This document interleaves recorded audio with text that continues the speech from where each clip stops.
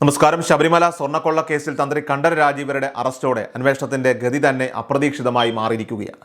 തന്ത്രിയുടെ പങ്കിനെക്കുറിച്ചും അദ്ദേഹത്തിനെതിരെയുള്ള കുറ്റാരോപണങ്ങളെക്കുറിച്ചും മാത്രം ചർച്ചകൾ കേന്ദ്രീകരിക്കപ്പെടുമ്പോൾ നേരത്തെ പ്രതിപട്ടികയിൽ ഉയർന്നു കേട്ടിരുന്ന പല പ്രമുഖരുടെയും പേരുകൾ ബോധപൂർവം വിസ്മരിക്കപ്പെടുകയാണോ എന്ന് സംശയിക്കേണ്ടിയിരിക്കുന്നു.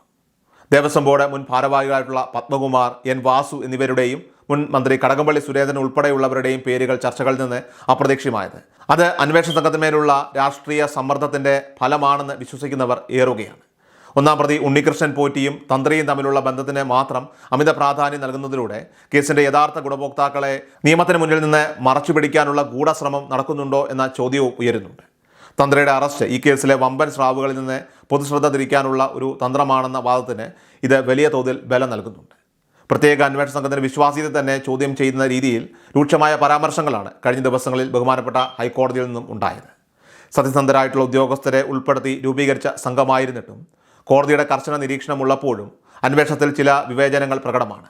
ചെറിയ ഇരകളെ ഇട്ട് വലിയ മീനിനെ പിടിക്കാനാണോ ശ്രമം എന്ന കോടതിയുടെ പരിഹാസം അന്വേഷണത്തിൻ്റെ പോരായ്മകളിലേക്കാണ് ഇപ്പോൾ വിരൽ ചൂണ്ടുന്നത്. പ്രതിപട്ടികയിലുള്ള KP ശങ്കർദാസിനെ പോലുള്ള സ്വാധീന ശക്തികളുള്ളവരെ അറസ്റ്റ് ചെയ്യാതെ സംരക്ഷിക്കുന്നതും അതേസമയം തന്ത്രിയെപ്പോലെ ഒരു വ്യക്തിയെ വേഗത്തിൽ അറസ്റ്റ് ചെയ്യുന്നതും തമ്മിലുള്ള വൈരുദ്ധ്യം കോടതി ചൂണ്ടിക്കാട്ടി.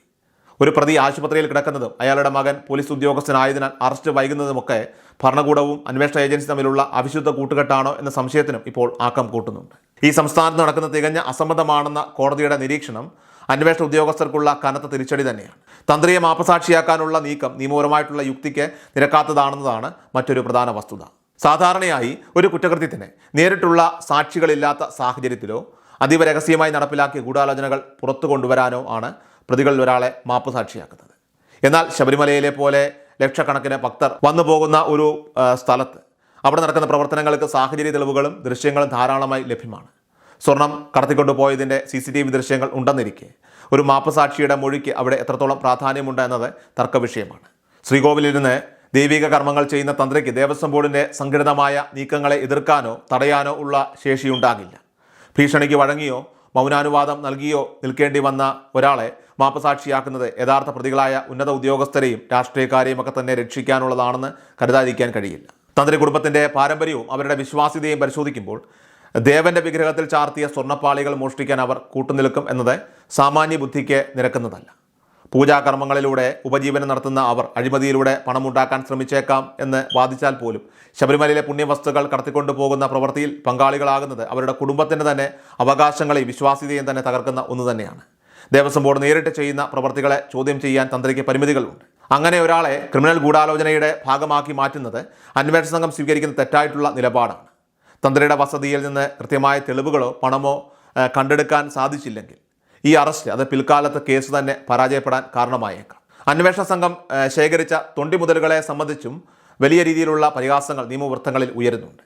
മോഷണം പോയ യഥാർത്ഥ സ്വർണത്തിന് പകരം പ്രതികൾ ഹാജരാക്കിയ സ്വർണമോ അല്ലെങ്കിൽ അതിന് തുല്യമായ മൂല്യമുള്ള വസ്തുക്കളോ കൈപ്പറ്റുന്നത് ഒരു ക്രിമിനൽ കേസിലെ അന്വേഷണ രീതിയല്ല. ഇത് കേവലം ഒരു സിവിൽ നഷ്ടപരിഹാര കേസല്ലെന്ന് SIT മറന്നുപോകരുത്. കണ്ടെടുക്കേണ്ട വസ്തുവിന് പകരം പ്രതികൾ നൽകുന്ന മറ്റു വസ്തുക്കൾ സ്വീകരിക്കുന്നത് കുറ്റവാളികളെ സഹായിക്കുന്നതിന് തുല്യമാണ്. ശബരിമലയിലെ ശ്രീകോവിൽ സ്വർണം പൂശിയതിന് താൻ 35 ലക്ഷം രൂപ ചിലവാക്കിയെന്നും അതിൻ്റെ രേഖകൾ ഉണ്ടെന്നും ഒരു സ്വർണ്ണ വ്യാപാരി ജാമ്യപരീക്ഷയിൽ വാദിക്കുമ്പോൾ ഇവിടെ മോഷണം പോയ സ്വർണം എവിടെ എന്ന ചോദ്യത്തിന് ഇപ്പോഴും കൃത്യമായ മറുപടിയില്ല. ഇത്തരം നടപടികൾ അന്വേഷണത്തിൻ്റെ അന്തസ്സത്ത തന്നെ നഷ്ടപ്പെടുത്തുന്നവയാണ്. ശബരിമല സ്വർണ്ണക്കൊള്ള കേസിൽ നീതി നടപ്പിലാക്കണമെങ്കിൽ അന്വേഷണം ദേവസ്വം ബോർഡിൻ്റെ ഉന്നതതലങ്ങളിലേക്ക് നീങ്ങേണ്ടതായിട്ടുണ്ട്.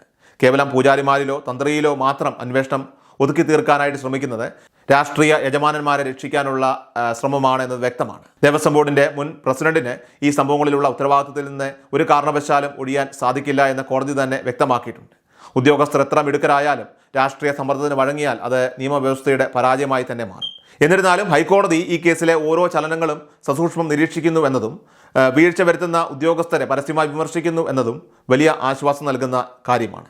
നിയമത്തിൻ്റെ കൈകൾ വൈകാതെ യഥാർത്ഥ പ്രതികളിലേക്ക് എത്തുമെന്നും ഭക്തജനങ്ങളുടെ വിശ്വാസത്തെ വഞ്ചിച്ചവർ ശിക്ഷിക്കപ്പെടുമെന്നും ഇതിലൂടെ നമുക്ക് പ്രതീക്ഷിക്കാം.